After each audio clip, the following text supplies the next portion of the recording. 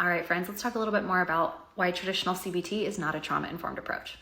Now, before we dive into that, there is trauma-focused CBT, but this takes additional training, and there are a lot of CBT practitioners who integrate in somatic and nervous system regulating practices, which is kind of more of a mixed modality, but just cognitive behavior therapy is not trauma-informed.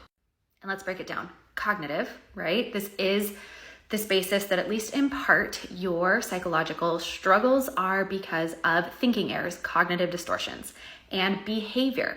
Your psychological problems are because of unhelpful behavior patterns. And both of those can be involved in kind of the side effects of experiencing a traumatic event. But here's why literally hundreds of you commented on my last video saying that CBT either made you worse, never worked for you, or it wasn't very long before you felt pretty stuck and stalled out. So CBT is a traditional talk-based therapy. It is cognitive, meaning that the majority of that work is talking, and it happens with our logical brain. But what we know is that trauma is stored in our body, and anytime we are triggered, bloop, our survival brain takes over and kicks our logical brain offline. So healing and integrating trauma happens in and through the body.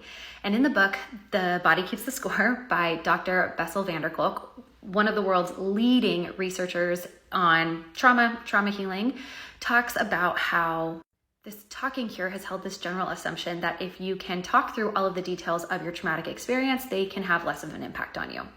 But the reality is that we know that re-engaging in those memories actually can re-traumatize or deepen the traumatic imprint, because our brain doesn't know the difference between real or imagined, past or present threat. So as we are retelling, we are also re-experiencing. So could CBT, cognitive behavior therapy, be appropriate at some point? Sure, but this logical top-down approach I think is only appropriate after we have used these bottom-up approaches, things that involve somatics, nervous system regulation, really helping you to reconnect to that sense of safety within. And I'll have to do another video on different bottom-up approaches for trauma healing because I'm running out of time.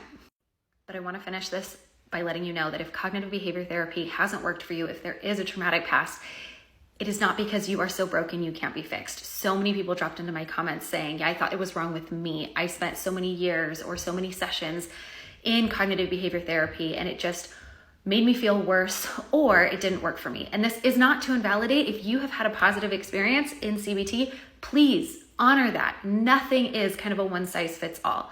But for those of you who have struggled, it's not you.